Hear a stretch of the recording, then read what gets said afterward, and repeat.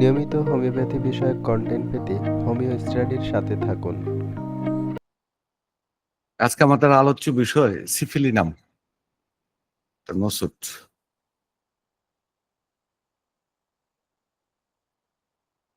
আমি এই নসুটটি নিয়ে মাঝে মাঝে এখন থেকে আলোচনাটা অব্যাহত রাখবো বিভিন্ন আলোচনার সঙ্গে।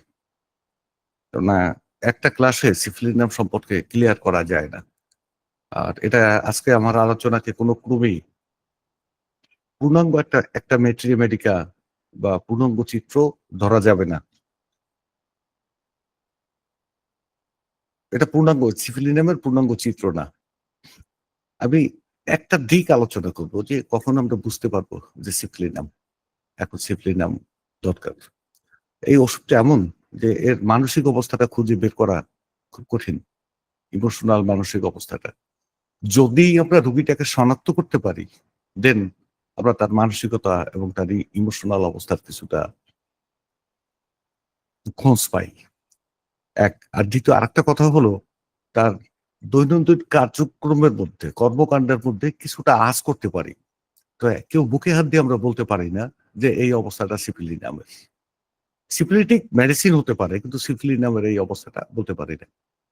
তবে একটা কথা যে এই যে সিফিলিনামের রোগী আমার দেখা আ ওষুধগুলোর মধ্যে সবচেয়ে স্বার্থপর চরিত্র হলো সিফিলিনাম ব্যক্তিত্ব। মারাত্মক রকমের সেলফিশ হয়ে থাকেন এরা। এই কথাটা আমি আলোচনার বাইরে রাখলাম। আচ্ছা, আমরা মহামতি ডাক্তার জেমস টাইলর কেন্ট এর বিখ্যাত যে লেকচার্স অফ হোমিওপ্যাথিক মেট্রিওমেডিকা আছে বা বিভিন্ন বই আমরা অনুসরণ করি, ফলো করি। তো মহামতি ডাক্তার জেমস টাইলর কেন্ট তার বিখ্যাত গ্রন্থ, আসলে এই গ্রন্থটা উনি নিজে সংকলন করেছেন কিনা আমার জানা নেই। সংকলিত হতে পারে। কিন্তু লেকচার গুলো ওনার নিজের। Lectures on homeopathic materia syphilinum ওষুধটির লেকচার শুরু করেছেন একটা ওয়ার্ড দিয়ে, একটা শব্দ দিয়ে। সে শব্দটা হলো হোয়েনেভার। এর অর্থ যখনই, অর্থাৎ যখনই শব্দটি দিয়ে ডক্টর কেন্ট তার এই ওষুধের আলোচনাটা শুরু করেছেন। তিনি লিখেছেন, whenever the symptoms that are representative of the patient himself have been suppressed in any case of syphilis, and nothing remains but weakness and a few of syphilitic storm. আমি syphilitic কথাটা মানে আমি বললাম, সিফিলিটিক কথাটা ওখানে লেখেননি। উনি লিখছেন a few of the storm that has long ago or recently passed. This nosut will cause reaction and restore order and sometimes do mass curing. এর অর্থ দাঁড়ায়, যখনই কোনো সিফিলিস জনিত কেসের রোগী তার মধ্যে প্রতিনিধিত্বকারী লক্ষণগুলো কোনো না কোনো ভাবে অবদমিত করে ফেলেন, লক্ষণগুলোর কোনো কিছুই অবশিষ্ট থাকে না, শুধুমাত্র দুর্বলতা ও অনেক আগে বা সম্প্রতি তার উপর দিয়ে বয়ে যাওয়া সিফিলিস ঝড়ের গুটি কয়েক পরিণাম ফলই রয়ে যায়, তখন সিফিলিনাম নামক নসুটটি তার মধ্যে প্রতিক্রিয়া সৃষ্টি করে, শৃঙ্খলা স্থাপন করে, কখনো কখনো রোগীকে বেশ আরোগ্যও করে তোলে।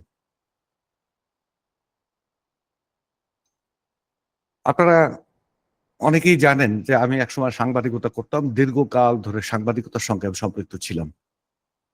সংবাদ প্রতিবেদন লেখার একটা নিয়ম হলো প্রতিবেদনের শুরুতেই গুরুত্বপূর্ণ তথ্যগুলো সন্নিবেশিত করতে হয়। অল্প কথার মধ্যে পুরো সংবাদের প্রতিফলন ঘটে থাকে ওই শুরুর অংশে। ক্লাসিক্যালি এই অংশটিকে বলা হয় ইন্ট্রো বা ইন্ট্রোডাকশন। আমরা ইন্ট্রোডাকশন লেখার ক্ষেত্রে বেশ সাবধানী থাকতাম। বিশেষ করে আমি সাবধান থাকতাম। ইন্ট্রোডাকশনটি শুরু করতাম ওই অংশের, অর্থাৎ ইন্ট্রোডাকশনের সবচেয়ে গুরুত্বপূর্ণ বাক্যটি দিয়ে। আবার এই যে প্রথম যে বাক্যটা, গুরুত্বপূর্ণ বাক্যটা, এই বাক্যটা শুরু করতাম ওই বাক্যটার সবচেয়ে গুরুত্বপূর্ণ শব্দটি দিয়ে। আমরা কেন্টের উদ্ধৃতিতে এই ওষুধটির বর্ণনা করতে গিয়ে উনি যে বলেছেন, প্রথমেই শুরু করেছেন যখনই দিয়ে। দেখেন আসলে কি সবচেয়ে গুরুত্বপূর্ণ শব্দ হলো এই ওষুধটার মধ্যে যখনই, whenever অথবা যখন। আমি মনে করি ডক্টর জেমস টাইলার কেন্ট অত্যন্ত ভেবেচিন্তেই এই এই ওষুধের ইন্ট্রোডাকশনটা শুরু করেছেন। তার লেকচারে ব্যবহার করেছেন অত্যন্ত চিন্তা ভাবনা করে। সিপিলিনাম ওষুধটির সঙ্গে যখনই বা যখন শব্দটি যথেষ্ট গুরুত্বের সঙ্গেই সামঞ্জস্যপূর্ণ হয়। যেমন জেমস টাইলার কেন্টই আবার তার ভেতরে একটা প্যারায় লিখেছেন, পরবর্তী প্যারায়, যখন কোনো সিফিলিটিক রোগী টাইফয়েডে আক্রান্ত হন, উপযুক্ত চিকিৎসা সত্ত্বেও তার সুস্থ হয়ে উঠতে অনেক সময় লাগে বা তার আরোগ্য ধীরগতির হয়, ওই সময় সিফিলিনামের উচ্চ শক্তির একটি মাত্রা তার ক্ষুধা বাড়াবে, তাকে খেতে উদ্বুদ্ধ করবে, শরীরে শক্তি ফিরিয়ে আনবে এবং তিনি দ্রুত আরোগ্য লাভ করবেন। আমরা মনে রাখবো যখনই সিপিলিনাম আলোচনার ক্ষেত্রে ভীষণ গুরুত্ব বহনকারী একটা শব্দ, অন্ততপক্ষে আমি মনে করি। দেখেন এই ধরনের আলোচনা আপনারা শুনতে অভ্যস্ত না অনেকেই, যার ধরনের একটু ব্যাখ্যাপ্পা লাগবে। অনেকগুলো সিমটম বলতে হবে, অনেকগুলো লক্ষণ বলতে হবে, লক্ষণ সমষ্টি বলতে হবে, কিনোট বলতে হবে ইত্যাদি। সিফলিনাম ওষুধটা একটু ভিন্নতর। তাহলে কি আমরা দুটো শব্দ যখন বা যখনই, আজকের আলোচনাটা যখন বা যখনের উপরে আমি সীমাবদ্ধ রাখবো। পরবর্তীতে কোনো এক সময় আবার এইগুলাকে আমি ইলাস্ট্রেশন করব এবং অনেকগুলা কেস স্টাডি দিয়ে ৪টা-৫টা কেস স্টাডি দিয়ে আমি আপনাদের সঙ্গে আলোচনা করব এবং সেই কেসগুলো প্রত্যেকটা দুর্দান্ত কেস। যদিও ডক্টর কেন্ট টাইফয়েডের কথা বলেছেন, এখানে একটা কথা আমি বলি, কেন্টের যে লেকচার্স অফ মেট্রিমেডিকা বইটা আছে, ওটা ইংরেজি ভার্সন যেটা, সেটার মধ্যে সরাসরি টাইফয়েডের কথা বলেছেন। কিন্তু এটার বাংলা ভার্সন যেটা বিজয়ন প্রকাশনী দিল্লির, তারা যে অনুবাদটা করেছেন সেখানে টাইফয়েডের মতো কথাটা লিখছেন, কিন্তু টাইফয়েডের মতো বা টাইফয়েডের মতো কথাটা জেমস টাইলার কেন্ট তার মূল যে ভার্সন, ইংরেজি ভার্সনটা আছে, সেখানে বলেননি। সো আমি এটা টাইফয়েডই ধরে নিলাম। যদিও ডাক্তার কেন্ট টাইফয়েডের কথা বলেছেন, তবে শুধু টাইফয়েডের ক্ষেত্রেই নয়, বরং যখন, এই যে দেখেন আবার এই প্রথম যখন কথাটা আসে, কেন্টের বাইরে প্রথম কথাটা আমি বলছি, এটা যখন জটিল, পুরাতন বা তরুণ রোগীর চিকিৎসায় আমরা দেখি রোগী পুরোপুরি সেরে উঠছেন না, আবার তার রোগ লক্ষণের ধরনও বদলাচ্ছেন না, রোগী জীবনকে দুর্বিষহ করে তুলছে তার রোগ লক্ষণগুলো, তখন আমাদের বুঝতে হবে এর পেছনে প্রচ্ছন্ন সিফিলিস মায়াজম সক্রিয় আছে, বা সিফিলিস দোষটা সক্রিয় আছে, বা সিফিলিস রোগটা সুপ্ত অবস্থায় আছে। মনে রাখতে হবে নির্ভেজাল সিফিলিস মায়াজমই কেবল এই পরিস্থিতি সৃষ্টি করতে পারে। তাহলে কন্ডিশনটা কি? কন্ডিশন হলো যখন জটিল বা পুরাতন বা তরুণ রোগীর চিকিৎসায় আমরা দেখি উপযুক্ত ওষুধ দেওয়ার পরও রোগীটি পুরোপুরি সেরে উঠছেন না, তার রোগ লক্ষণের তীব্রতা কমেছে কিন্তু এই ধরনটা বদলাচ্ছে না, রোগীর জীবনকে দুর্বিষহ করে তুলছে, তখন আমাদের বুঝতে হবে কি এর পেছনে প্রচ্ছন্ন সিফিলিস মায়াজম বা সিফিলিটিক দোষটা বা সিফিলিস নামক রোগটা সুপ্ত অবস্থায় আছে। মনে রাখতে হবে নির্ভেজাল সিফিলিস মায়াজমই কেবল এই পরিস্থিতি সৃষ্টি করতে পারে। একদম সলিড পিওর সিফিলিস, যেটা সিফিলিস রোগ বা সিফিলিস মায়াজম, এই পরিস্থিতিটা ধরতে পারে, রোগ সারার পরও সারে না, থেকে যায়। এই পর্যায়ে সিফিলিস দোষটি অন্য কোনো মায়াজমের সঙ্গে যুক্ত থাকে না। আমরা যদি এই ধরনের রোগীর সুস্থ সুন্দর চিকিৎসা নিশ্চিত করতে চাই, অবশ্যই সিফিলিনামকে এই ক্ষেত্রে বিবেচনায় আনতে হবে। প্রথম যখনটা গেল। আরো একটা বিষয় আমাদের মনে রাখা জরুরি, নির্ভেজাল সিফিলিটিক মায়াজম যখন রোগীর দেহে ঘাপটি মেরে থাকে, তখন উপযুক্ত ক্ষেত্রে সিফিলিনাম ওষুধটি উচ্চ শক্তিতে প্রয়োগ করতে হবে। এখানে মধ্যম বা নিম্ন শক্তি প্রয়োগ করলে আমরা কোনো বেনিফিট পাবো না। কিন্তু মায়াজমটি যদি ওই অবস্থায় থেকে সুপ্ত থেকে মায়াজম বলি, দোষ বলি, বা ওই রোগটিও যদি সুপ্ত অবস্থায় থেকে কিছু প্যাথোলজি ডেভেলপ করে, শারীরিক লক্ষণ প্রকাশ করে, তাহলে কোনো ক্রমেই উচ্চ শক্তি শারীরিক লক্ষণ না, প্যাথোলজিক্যাল কোনো পরিবর্তন আনে, তাহলে কোনো ক্রমেই উচ্চ শক্তি ব্যবহার করা যাবে না। সেক্ষেত্রে মধ্যম শক্তি যথেষ্ট। আমি আমার নিজস্ব অভিজ্ঞতায় বারবার এই বিষয়টি লক্ষ্য করেছি।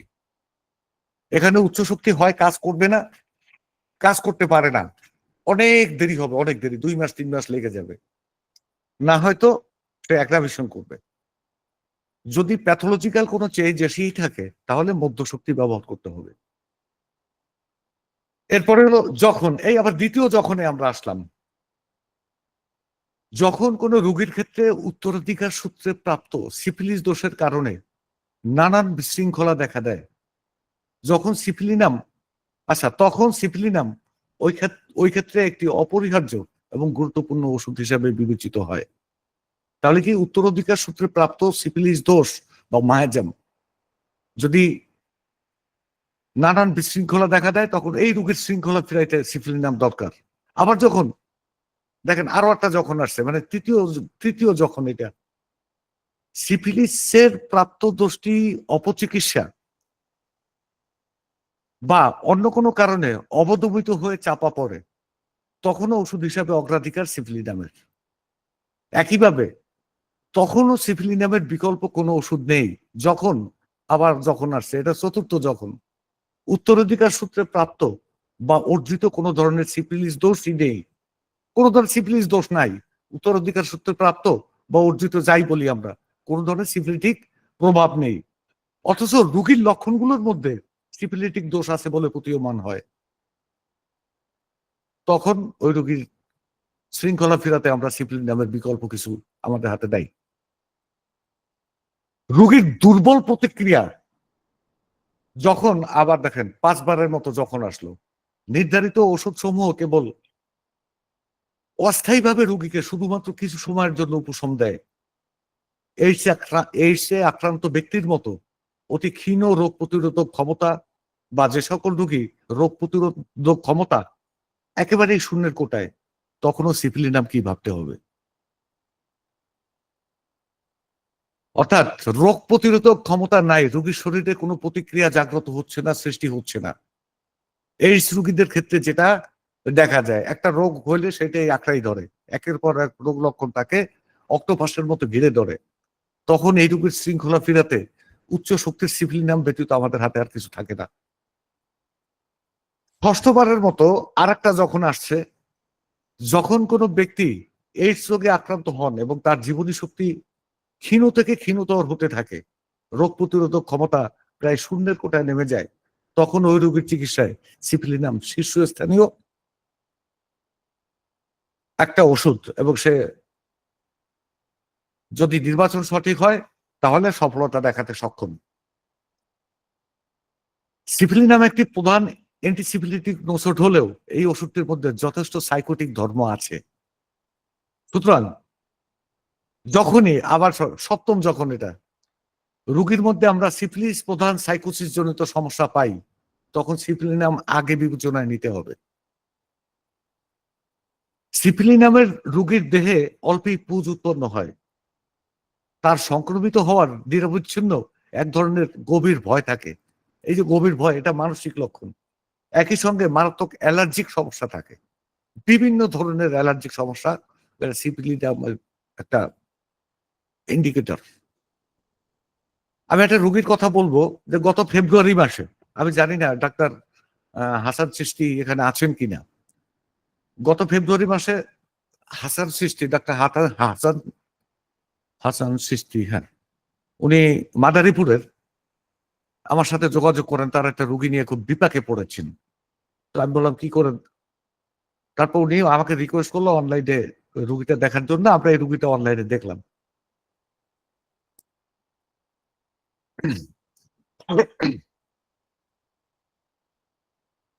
হাসান সৃষ্টির একজন রুগীর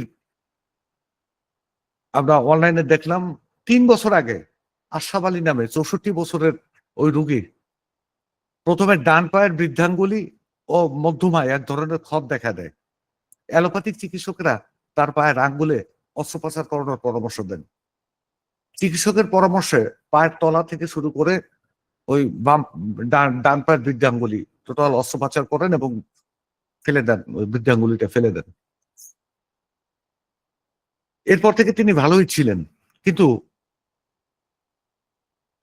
এরপরে আবার তার ডান পা নতুন করে আক্রান্ত, নতুন করে এবং বাম পার আঙ্গুলে এক ধরনের ক্ষত সৃষ্টি হয় কয়েক মাস পরে। তাহলে ডান পা অপারেশন করার পরে পরবর্তীতে ভালো আছে কয়েক মাস বা কিছুদিন ভালো থাকার পরে আবার এই সমস্যাটা দেখা দেয়। কিন্তু এইবার ডান পা তো দেখা দিচ্ছে, আবার বাম পায়েও নতুন করে ওই বৃদ্ধাঙ্গুলি ওইরকম ক্ষত দেখা দিচ্ছে। ক্ষতটা খুব মানে সিরিয়াস ক্ষত, আহ, ভেতরে রক্তাক্ত অবস্থা, লাল রঙের রক্তক্ষরণ হতো। তবে ক্ষতের ধর্ম ছিল ব্যথা শূন্য। তো আমাদের ডায়াগনোসিস ছিল আশরাফ আলী গ্যাংরিং এ আক্রান্ত। তিনি বিডিআর এর, বর্তমান যে বিজিবি, বিডিআর এ চাকরি করতেন। ঢাকার পিলখানায় বিডিআর হত্যাকাণ্ডের পর তাকে চাকরি থেকে বরখাস্ত করা হয়। চাকরিতে থাকাকালীন 1994 ও 2004 এই 10 বছরের ব্যবধানে ওনার দুইবার ম্যালেরিয়া আক্রান্ত হয়। ম্যালেরিয়ার জন্য উনি অ্যালোপ্যাথিক চিকিৎসা নিয়েছেন। এরপরে অ্যাপেন্ডিসাইটিস জনিত জটিলতা দেখা দেয়। এই অ্যাপেন্ডিসাইটিসের কারণে ওনাকে অস্ত্রোপচার করতে হয় এবং ওনার অস্ত্রোপচার করে অ্যাপেন্ডিক্সটা ফেলে দেয়, ওই গ্ল্যান্ডটা ফেলে দেয়। 4 ছেলে মেয়ে রেখে আশরাফ আলীর স্ত্রী যকৃতের ক্যান্সারে আক্রান্ত হয়ে মারা যান। 2018 সালে আশরাফ আলী আবার বিয়ে করেন। দ্বিতীয় স্ত্রীর একটা কন্যা সন্তান আছে। প্রথম পক্ষের ছেলেদের সঙ্গে আশরাফ আলীর কোনো সম্পর্ক নেই। ওই 4 ছেলে মেয়ে ছিল, ওদের সাথে সম্পর্ক নেই। খুব এই লোকটা কষ্ট করতেছে, কিন্তু ছেলেরা কোনো খোঁজ খবর নেয়নি। আশরাফ আলী রোগাক্রান্ত হওয়ার শুরুর দিকে প্রথমে ডান পা ফুলে উঠেছিল, এরপর পায়ের গোড়ালির নিচের দিকে ক্ষত দেখা দেয়। ধীরে ধীরে ক্ষত বাড়তে থাকে। বেশি সময় ঢাকা থাকলে ক্ষত থেকে মাংস পচা গন্ধ বের হতো। কোনো ব্যথা ছিল না। মাঝে মাঝে ক্ষত থেকে টাটকা লাল রঙের রক্তক্ষরণ হতো। তার ডান পায়ের শক্তি কমে আসছিল বলে তিনি অনুভব করছিলেন। এছাড়া তিনি প্রচন্ড ব্যাক পেইন, তার কোমরে মারাত্মক রকমের ব্যথা ও শরীরের প্রত্যেকটা জয়েন্টে, সন্ধিগুলোতে তীব্র ব্যথা অনুভব করছিলেন।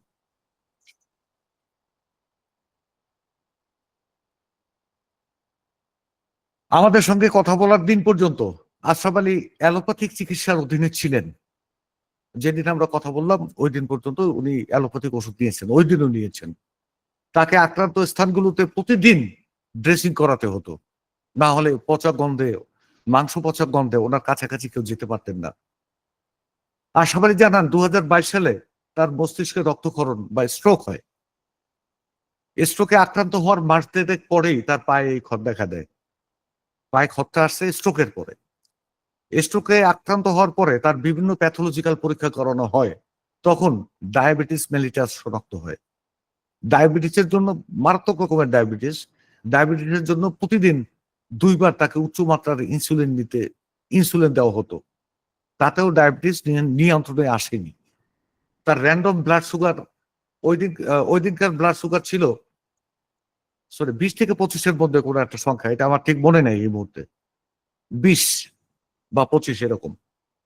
এবং এই 20-25 এর মধ্যেই থাকে। উনি বলছেন যে 20-25 মানে ইনসুলিন করার পরও এটা নিয়ন্ত্রণে আসে না। আমি 8 ফেব্রুয়ারি 2025 সালে আশরাফ আলীর জন্য ওষুধ নির্বাচন করি সিফিলিনাম টেনেন। সম্ভবত 2টো ডোজ দিয়েছিলাম 1 ঘন্টার ব্যবধানে। প্রথম ডোজ মানে প্রথম খাবেন এবং 1 ঘন্টা বা আধা ঘন্টা পর আরেকটা ডোজ খাবেন একটু শক্তি পরিবর্তন ভিত্তিতে। একই সঙ্গে ক্ষতস্থানগুলোতে যেহেতু গন্ধ হচ্ছিল, যে ক্যালেন্ডুলা মাদার টিংচার দিয়ে মানে গরম জলে মিশিয়ে ওই চারপাশটা পরিষ্কার করার পরামর্শ দেওয়া হয়েছে। বলছে আর কোনো ড্রেসিং দরকার নেই। ডাক্তার কাছে ড্রেসিং করাতে বলছি এটা দরকার নেই, দরকার হবে না মনে হয়, দেখেন আর বেশি প্রয়োজন হলে ড্রেসিং করাবেন। তাকে বলা হয় 3 সপ্তাহ পর ফলো আপ করতে। আশরাফ আলীর চিকিৎসায় সিফিলিনাম ব্যবস্থা দেওয়া ওই সময়ে, যে এই যে আশরাফ আলীর চিকিৎসা আমি সিফিলিনাম বললাম তখন, এই ব্যবস্থাটা দেওয়ায় ওই সময় অনলাইনে যারা আরো বেশ কয়েকজন চিকিৎসক যুক্ত ছিলেন, তাদের হয়তো কেউ কেউ এখানেও আছেন, আজকে থাকতে পারেন। আচ্ছা,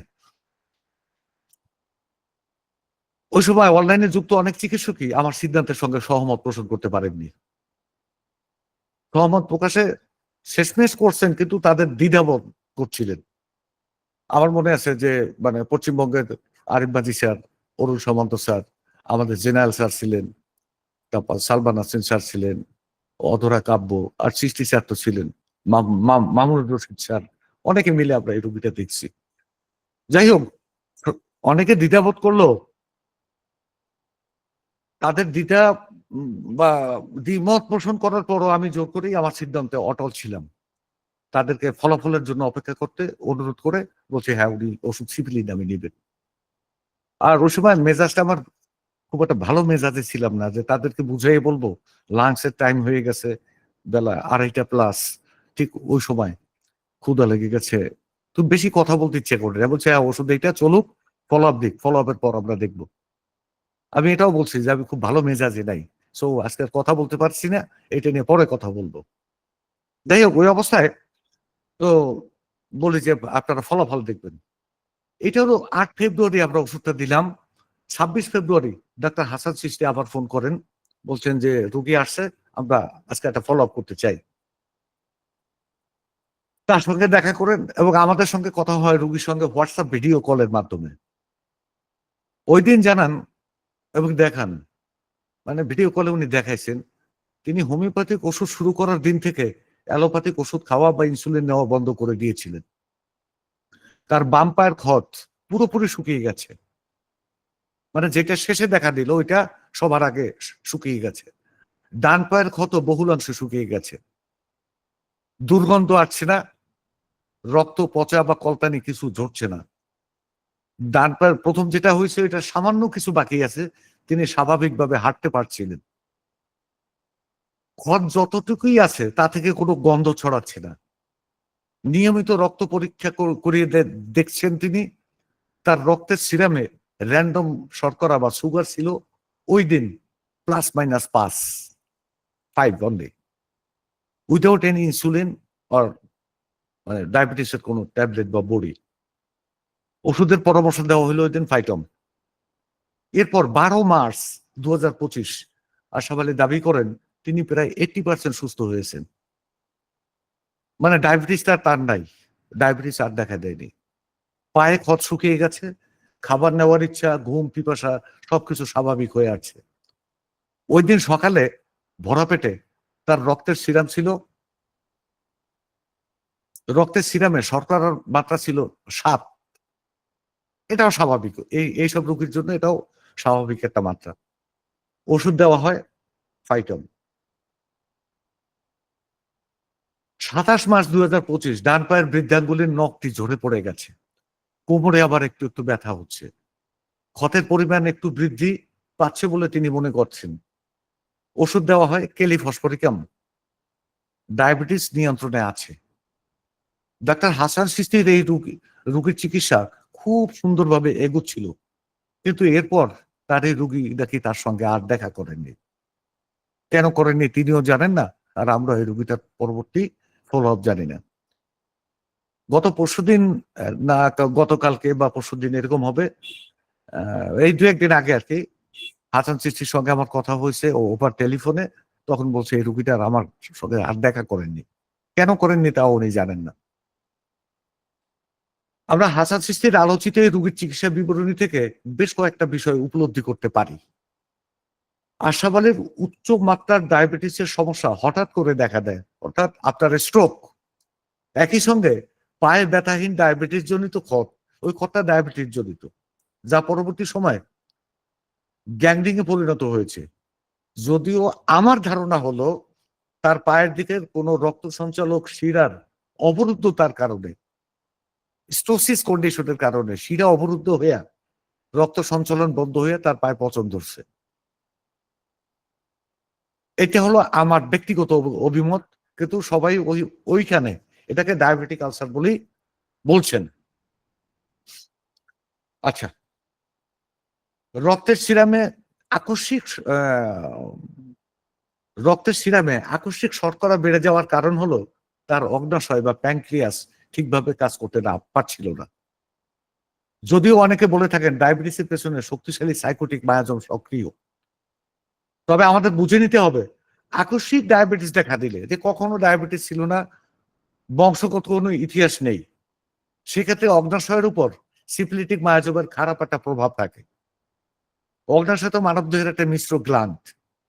মানবদেহের সব ধরনের গ্ল্যান্ডের উপরে সিফিলিস মায়াজম, সিফিলিস রোগ এবং সিফিলিটিক দোষের একটা প্রভাব থাকতে পারে এবং থাকে।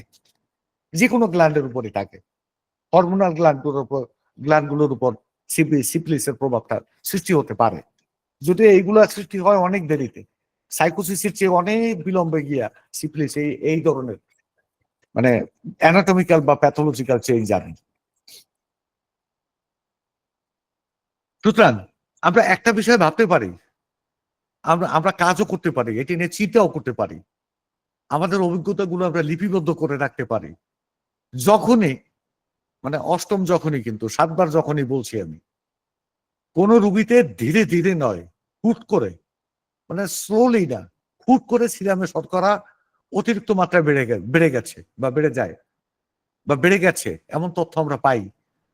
অর্থাৎ মারাত্মকভাবে ডায়াবেটিস আক্রান্ত হয়ে পড়েছেন, ওই রোগীর জন্য উচ্চ শক্তির ২-১ মাত্রা সিপিলিনাম তার ডায়াবেটিস নিয়ন্ত্রণে আনতে সহায়তা করবে। তাতে তার অন্য যে কোনো উপসর্গ থাক বা না থাক, ইটস নট ম্যাটার। এই বিষয়টি আমার হাতে অসংখ্যবার পরীক্ষিত সত্য হিসেবে আমি আপনাদেরকে জানালাম। আপনারা দেখেন, ট্রাই করে দেখেন। ডায়াবেটিসটা আসতে হবে হুট করে দেখা দিয়েছে, কখনো টের পাইনি। এই যে হুট করে দেখা দেওয়াটা, এখানে সিফিলিটিক টেন্ডেন্সি, সিফিলিটিক মায়াজম বা সিফিলিটিক দোষের একটা প্রভাব থাকে। যখন কোনো সংক্রামক রোগে আক্রান্ত হওয়ার পর রোগীর রোগ সংক্রান্ত উপসর্গগুলো পুরোপুরি সেরে ওঠে, অথচ শারীরিক মানসিক দুর্বলতা সহজেই কেটে ওঠে না, বা সেরে ওঠা রোগটি ছাড়া সেরে ওঠা রোগটি ছাড়া অন্য কোনো রোগের লক্ষণ প্রকাশিত হয়, অথবা শরীরে নতুন কোনো অর্গান আক্রান্ত হয়, অঙ্গ প্রত্যঙ্গ আক্রান্ত হয় বা ভিন্নভাবে রোগটা প্রকাশ করে, তখন ওই রোগীর নির্মল আরোগ্যের জন্য আমরা অ্যাব্রোটোনামকে চিন্তা করতে পারি। আমরা বেশ কয়েকটা ক্লাসে এটা নিয়ে আলোচনা করেছিলাম। এই যে রোগের রূপান্তর, এক অঙ্গ থেকে অন্য অঙ্গে যে চলে যাওয়া, সঞ্চালিত হওয়া, প্রভাবিত করা, এটা একটা মেটাস্ট্যাটিক কন্ডিশন। এই মেটাস্ট্যাটিক কন্ডিশন এই ধরনের যে একটা সংক্রামক রোগ হইছে, রোগটা সেরে উঠছে, ঠিক আছে, কিন্তু অন্য একটা উপসর্গ দেখা দিল। সংক্রমণ হইল লাঙে, সেখান থেকে তার প্যানক্রিয়াসে বা স্টোমাকে একটা লক্ষণ দেখা দিল। তখন কিন্তু সেখানে অ্যাব্রোটোনাম ওষুধ হতে পারে। এটা মেটাস্ট্যাটিক কন্ডিশন অফ অ্যাব্রোটোনাম। আমরা আরেকটু ঘাটলে, রোগীটাকে ঘাটলে ঠিকঠাক পেয়ে যাব। এর কোনো একটা আগে একটা আলোচনায় আমি একজন হোমিওপ্যাথিক ডাক্তারের কথা বলেছিলাম, নির্মল চন্দ্র ধর। এই ভদ্রলোক মারা গেছেন কিছুদিন আগে বার্ধক্যজনিত কারণে। নির্মল চন্দ্র ধর নামে একজন হোমিওপ্যাথিক চিকিৎসকের চিকিৎসা নিয়ে আমি বলেছিলাম। তিনি করোনা ভাইরাসে সংক্রমিত হয়েছিলেন। অ্যালোপ্যাথিক চিকিৎসা নেওয়ার পর তার আর্থ্রাইটিসের সমস্যা দেখা দিয়েছিল। একই সঙ্গে তিনি ভয়ানক ডায়াবেটিসে আক্রান্ত হয়ে যান। তার রক্তের সিরামে শর্করা থাকতো ২২-২৩, এর নিচে নামতো না। ইনসুলিন দিয়েও তার উচ্চমাত্রার ডায়াবেটিস কন্ট্রোল করা যেত না। আমি তার জন্য অ্যাব্রোটোনাম ব্যবস্থা করেছিলাম। অ্যাব্রোটোনাম তাকে পুরোপুরি সুস্থ হতে সহায়তা করেছিল। তিনি আর্থ্রাইটিস ও ডায়াবেটিস থেকে পুরোপুরি সেরে ওঠেন। নির্মল বাবুর জন্য অ্যাব্রোটোনাম ব্যবস্থা দিয়েছিলাম, কারণ তার রোগের লক্ষণগুলোর মধ্যে মেটাস্ট্যাটিক বৈশিষ্ট্য বিদ্যমান ছিল। করোনা সংক্রমণে তার ফুসফুস ক্ষতিগ্রস্ত হয়। ফুসফুসের সমস্যা ভালো হতে না হতেই তিনি আর্থ্রাইটিসে আক্রান্ত হন। এরপরে রোগের যে লক্ষণটা সেটা প্রকাশ পায় তার অগ্ন্যাশয়, প্যানক্রিয়াটাইটিস যেটাকে বলে, সেখানে ব্যথা, একই সঙ্গে তার সিভিয়ার ডায়াবেটিস, উচ্চ মাত্রার শর্করা। তাই তার শর্করা ভালো হয়ে যায়, তার প্যানক্রিয়াস ঠিক হয়ে যায়, তার আর্থ্রাইটিসের সমস্যাটাও সেরে যায়। তিনি যতদিন বেঁচে ছিলেন করোনার পরে খুব ডায়াবেটিসবিহীন ডায়াবেটিস মুক্ত জীবন যাপন করেছেন। তার প্যানক্রিয়াটাইটিস ছিল না, আর্থ্রাইটিসও ছিল না। সিপিলিনামের ক্ষেত্রে অ্যাব্রোটোনামের মতো এমন মেটাস্টেটিক বৈশিষ্ট্য রোগীর মধ্যে পাওয়া যায় না। আমরা কিন্তু সিফিলিনাম বুঝতে গিয়ে অ্যাব্রোটোনামের বিষয়টা আনলাম। নির্ভেজাল সিফিলিস দোষটি অন্য কোনো মায়াজমের সঙ্গে না মিশে আক্রান্ত অবস্থা ও আক্রান্ত হওয়া অর্গান সমূহ হিলিং করতে বাধাগ্রস্ত করে। আক্রান্ত অবস্থা থেকে রোগীকে সুস্থ হতে বা যদি কোনো অর্গান ক্ষতিগ্রস্ত হয়ে থাকে এটা হিলিং এ বাধা সৃষ্টি করে। পাশাপাশি সিফিলিসের চলন অনুসারে রোগী দেহে বিভিন্ন গ্ল্যান্ডের কর্মক্ষমতা হ্রাস করতে থাকে। এটা হলো একটা গেইটি বা চলন সিফিলিসের। সে গ্ল্যান্ড গুলো স্ফীত করে দেয়, লিম্ফেটিক নোড গুলা হার্ড করে দেয়, স্কিনের নিচে মানে গুটিকা দেখা দেয়, শক্ত গুটিকা। এটা সিফিলিসের সেকেন্ডারি বা টার্সিয়ারি স্টেজে। যাই হোক, আমি সিফিলিস রোগটার কথা বলছি না, ওই মায়াজামটার কথা বলছি। তো এই মায়াজাম অনুসারে সে শুধুমাত্র আরোগ্যে বাধা সৃষ্টি করে এবং একা সিফিলিস একটা রোগ ছাড়া এর বাইরে কিছু না। সিফিলিস মায়াজমটা ওর অত মারাত্মক হতে পারে না। সে সুপ্ত অবস্থায় মানবদেহে দীর্ঘদিন থাকতে পারে। সে যখন অন্য মায়াজমের সংস্পর্শে যায় তখন ধ্বংসাত্মক হয়ে ওঠে।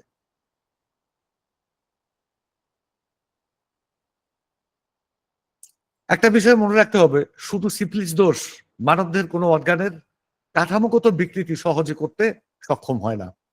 তবে সোরা বা সাইকোসিসের সঙ্গে মিশে, বিশেষ করে সাইকোসিসের সঙ্গে যদি সিফিলিস দোষটা মেশে তাহলে অভ্যন্তরীণ অঙ্গ প্রত্যঙ্গের কাঠামোগত পরিবর্তন বা ক্ষতি সাধন করতে সক্ষম হয়।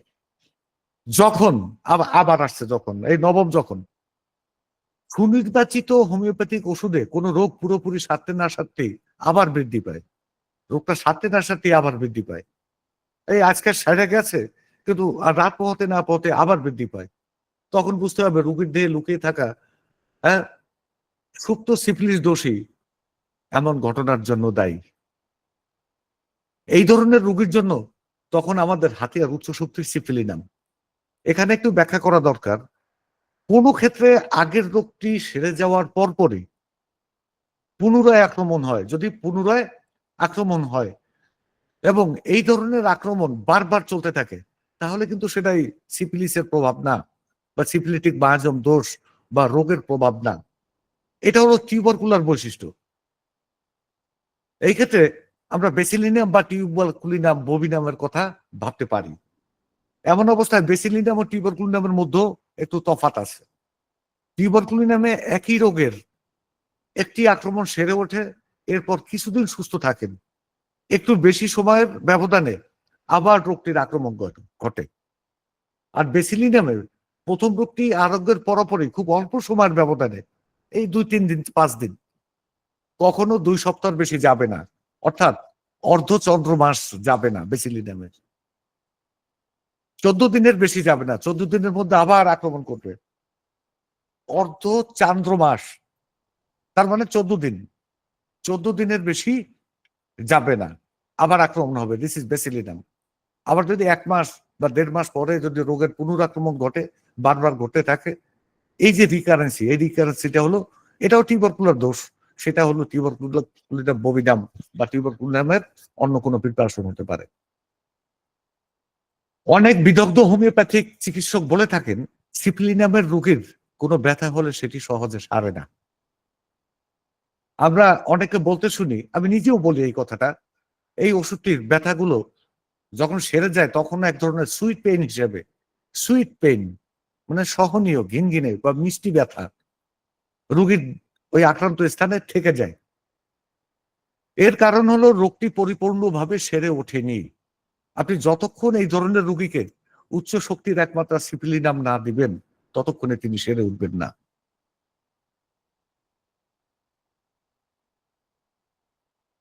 এই ক্ষেত্রে সিফিলিনাম ম্যাজিক দেখাবে আপনাকে। সিফিলিনাম সদৃশ রোগগুলো বিয়োগান্তক ছোট গল্পের মতো। দেখেন সিফিলিনাম সদৃশ এই ওষুধের যে রোগগুলো বিয়োগান্তক শর্ট স্টোরি বা ছোট গল্পের মতো, শেষ হয়েও যেন রেশ থেকে যায়। রবীন্দ্রনাথ লিখছিলেন না কোথায় যেন, ছোট গল্পের সংজ্ঞা দিতে গিয়ে যেমনটা বলেছিলেন, সাঙ্গ করি মনে হবে শেষ হইয়াও হইল না শেষ। এটা কিন্তু ছোট গল্পের সংজ্ঞা দিতে গিয়ে রবীন্দ্রনাথ লিখছিলেন। ছোট প্রাণ, ছোট ব্যথা, ছোট ছোট দুঃখ কথা, এরকম একটা কবিতা আছে না, ঠিক ওইরকম যে শেষ হইয়াও সিপ্লিনামের রোগগুলো একটা রেশ থেকে যায়, শেষ হইয়াও শেষ হয় না। তো সেটা থাকে কিরকম, যদি পেইন হয় তাহলে পেইনটা থাকে সুইট পেইন, একটা মিষ্টি ব্যথা থেকে যায়। আপনি এক পাতা সিপ্লিনাম 50 mg বা সিএম বা 10 mg দিলেন, অবস্থা বুঝে দেখবেন রুগী একদম সেরে গেছে, তার শরীরটা মানে স্বাস্থ্যটা আবার সেরে উঠছে, রিপ্লেসমেন্ট হচ্ছে। আমরা এতক্ষণ যা বলছি তা আদৌ সিপ্লিনামের কনস্টিটিউশনাল রোগীর কথা না। সিপ্লিনাম কেবল একটা মায়াজম ভিত্তিক ওষুধ না। এতদিনে এই ওষুধটা একটা কনস্টিটিউশনাল অবস্থাও, এই ওষুধটার একটা কনস্টিটিউশনাল অবস্থা শক্তিশালী ভাবে প্রতিষ্ঠিত হয়েছে। আমরা অন্যান্য কনস্টিটিউশনাল ওষুধের মতো এই ওষুধটির কনস্টিটিউশনাল রোগীর শারীরিক গঠনে আলাদা কিছু বৈশিষ্ট্য আমরা পাবো। যেমন নোংরা, এই নোংরা মানসিকতার দিক থেকেও নোংরা থাকে, কিন্তু এই নোংরামোটা তিনি সরাতে চান, যে ওটা পরের কোনো আলোচনায় আবার যাবে। ইলাস্ট্রেশন গুলো পুজ উৎপত্তি প্রবণ, মানে সহজেই পুজ উৎপত্তি হয়, সংক্রমিত হওয়ার দুর্দমনীয় ভয়,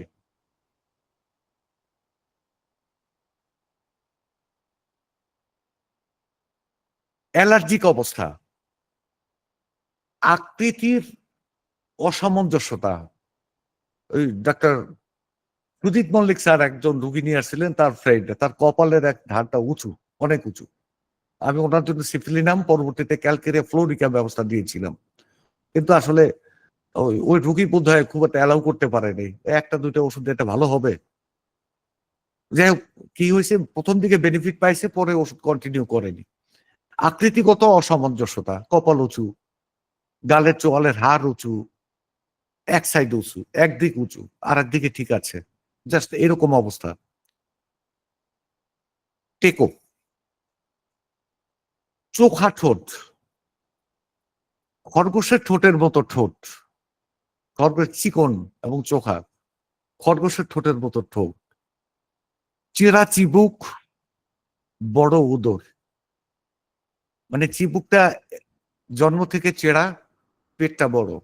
চেরা চিবুক বলতে ছিঁড়ে গেছে ওইটাকে বলে না, এটা আমি ছবি সংগ্রহ করবো, ছবিটা দেখাতে পারবো না, অন্য এক সময় আমি দেখাবো। আচ্ছা, ছোট ও বোচা নাক, নাকের অবস্থান পেছনের দিকে উল্টে থাকে, সামনের দিকে পেছন দিকে উল্টে থাকে।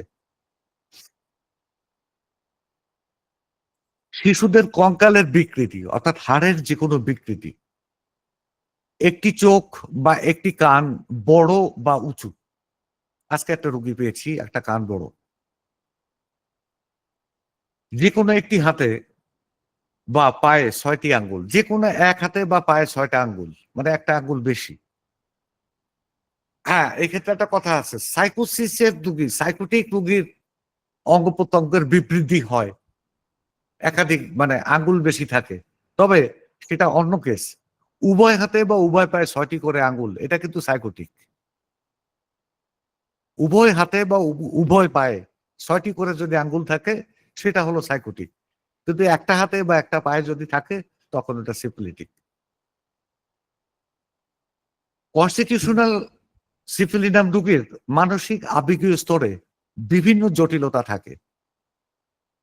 এর মধ্যে গুরুত্বপূর্ণ দিক হলো বিভিন্ন ফোবিয়া বা আতঙ্ক, যেমন জলাতঙ্ক, অন্ধকার আতঙ্ক, রাত আতঙ্ক, আলোক আতঙ্ক। শারীরিক দিক থেকে যে কোনো ছোটখাটো ক্ষতে পুঁজ উৎপত্তির প্রবণতা, ধ্বংসাত্মক অবস্থার সৃষ্টি ইত্যাদি বিদ্যমান থাকে। সুতরাং আমরা যখন, এই দেখেন আবার যখন আসছে, এটা ১০ম যখন, কোনো না কোনো ফোবিয়াগ্রস্ত রোগীর চিকিৎসা করতে শুরু করি, তখন সিফিলিনামের কথা অন্ততপক্ষে আমরা একবার বিবেচনায় নেব। যে কোনো ধরনের আতঙ্ক, সিফিলিনামের কথাটা বিবেচনায় নিতে হবে। আপনি অন্য ওষুধ হতে পারে, কিন্তু সেটা তুলনা করে নিবেন। এখন সিফিলিনামের সাথে অন্য ওষুধগুলোর তুলনা কি? এখানে অনেকগুলো ওষুধ আছে। স্ট্রামোনিয়াম আছে, অ্যাকোনাইট আছে, তারপরে প্লাটিনাম আছে, গ্রাফাইটিস আছে। এই সব ওষুধ, মানে হাইড্রোফোবিডাম আছে, তারপরে হলো আর্সেনিক আছে, আর্সেনিকাম আছে। অনেকগুলো ওষুধ আছে। এখন ওই তুলনা করতে গেলে আমার তুলনা করতে রাত শেষ হয়ে যাবে। তো ওই ওষুধগুলোর সঙ্গে সিপ্লিনামের একটু তুলনা করে নিতে হবে।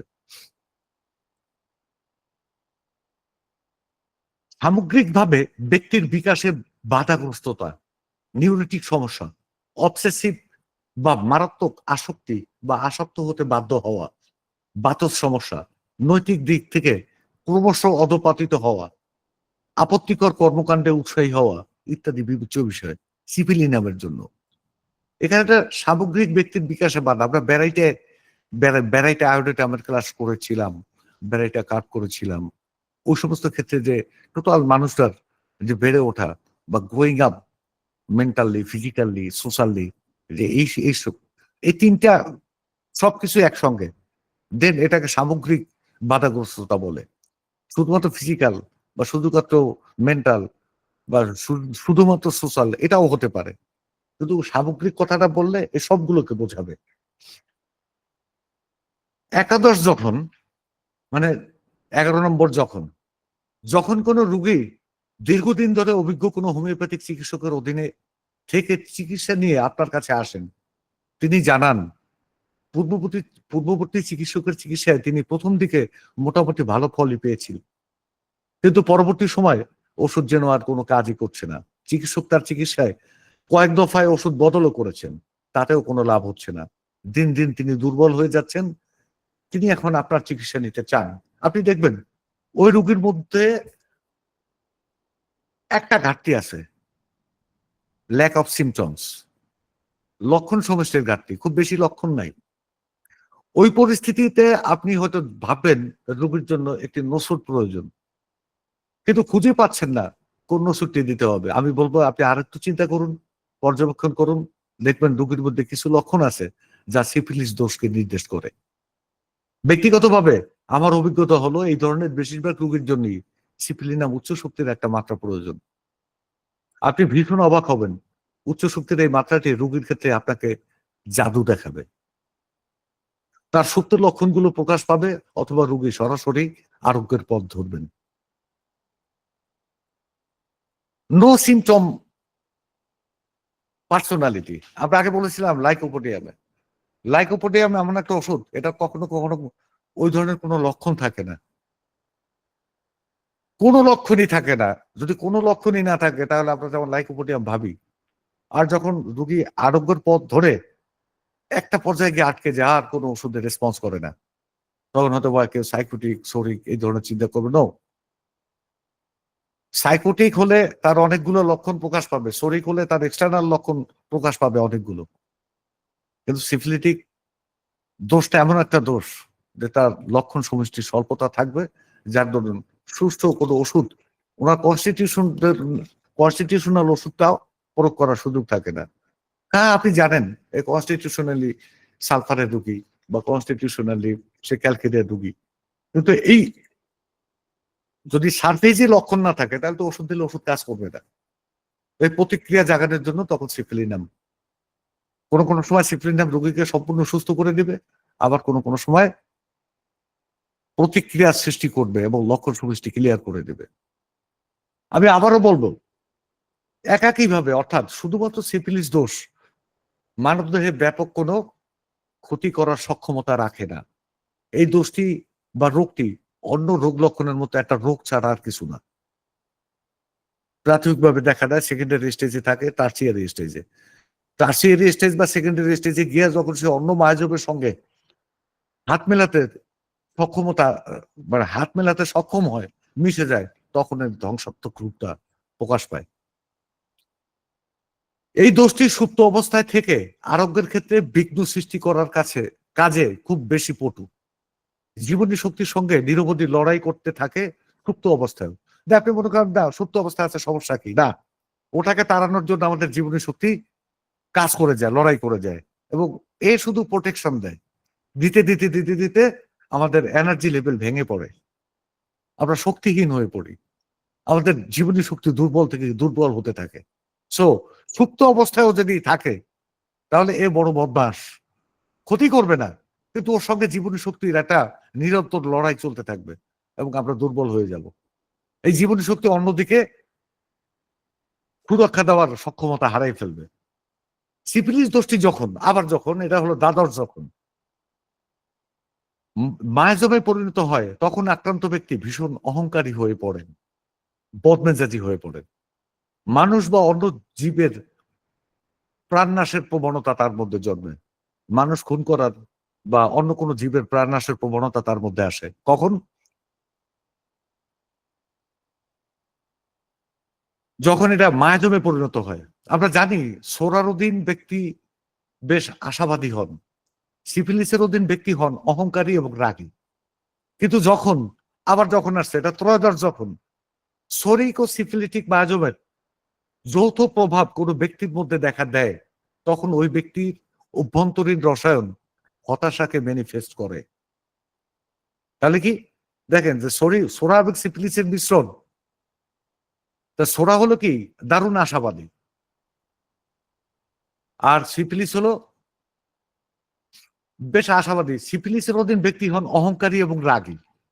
কিন্তু যখন এই দুইটা দোষ মিলে যায়, তখন কি হয়? এই দুইটা দোষের যে মিশ্রিত যে রসায়ন, যে অভ্যন্তরীণ রসায়ন যেটা সৃষ্টি করে, সেটা মানুষকে কি করে?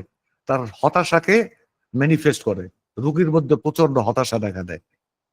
এই ধরনের রোগীদের মধ্যে আত্মহত্যার প্রবণতা জাগ্রত হয়। কিছুদিন আগে ডাক্তার তারিক ইমাম স্যার স্কাবিসের আলোচনায় বলেছিলেন, সরিনামের সঙ্গে বলেছেন, সরিনামের প্রসঙ্গে বলেছেন, সরিনামের মধ্যে আমরা আশাবাদ খুব একটা দেখি না, কিন্তু সোরা তো ভীষণ আশাবাদী। সুতরাং সরিনামকে এন্টিসোরিক বলাটা কতটুকু যৌক্তিক তা ভাবার সময় এসছে। তারিক স্যার আছেন, আমি তারিক স্যারের সাথে ব্যক্তিগতভাবে এই বিষয়টা নিয়ে আলোচনা করেছিলাম। এক্ষেত্রে আমার বক্তব্য আছে। আমি মনে করি কোন নসুডি যা মানবদেহ থেকে নেওয়া হচ্ছে, ঠিক আছে, এককভাবে কোনো বিশেষ মায়াজবকে লিড করে না। কারণ একটা মানুষের দেহ থেকে নেওয়া হচ্ছে। আমার দেহ থেকে যদি সরিনামের উপাদান সংগ্রহ করা হয়, কিছুটা হলেও আমার মধ্যে সিপিলিটিক টেন্ডেন্সি বা সাইকোটিক টেন্ডেন্সি আছে। শুধু বাছাই করে আমার দেহ থেকে সোরাটুকু নেওয়া সম্ভব না। হ্যাঁ, তখন উচ্ছ্বসিত সোরা থেকে নিছে, কিন্তু প্রচ্ছন্ন সিপিলিটিক এবং সাইকোটিক প্রভাব আছে, এবং সেটাও ওই স্যাম্পলের সঙ্গে বা নমুনার সঙ্গে যাবে। আমরা সরিনামের অন্যতম একটা বৈশিষ্ট্য পাই পচনশীলতার সম্পর্কে আমরা জানি। সরিনামের একটা বৈশিষ্ট্য ডিকম্পোজিশন, ইচিং অ্যান্ড পোভার্টি, এই তিনটে মিলে সরিনাম। ইচিং, ইন্টারনাল ইচিং, এক্সটার্নাল ইচিং, ইন্টারনাল ডিকম্পোজিশন, এক্সটার্নাল ডিকম্পোজিশন। আর একটা বলেছিলাম পোভার্টি, ইন্টারনাল অ্যান্ড এক্সটার্নাল। এইগুলো মিলে সরিনাম। এই যে পচনশীলতা সম্পর্কে যে বিষয়টা আমরা জানি, পচনশীলতা যতটা না সরিক, তার চেয়ে অনেক অনেক বেশি হলো সিপিলিটিক বৈশিষ্ট্যকে ম্যানিফেস্ট করে। সুতরাং সরিনাম অ্যান্টিসরিক, অ্যান্টিসিপিলিটিক এবং কিছুটা হলেও অ্যান্টিসাইকোটিক গুণ সম্পন্ন একটা ওষুধ, একটা নসুদ। এটাকে এককভাবে, হ্যাঁ সোরা প্রধান, এটা ঠিক আছে, কিন্তু অন্য গুণ দুইটা, অন্য প্রভাব দুইটা থাকবে না, বিষয়টা সেরকম না। আবার দেখুন যে অরাম মেটালিকাম সাধারণভাবে একটা অ্যান্টিসিপিলিটিক ওষুধ হিসেবে পরিচিত।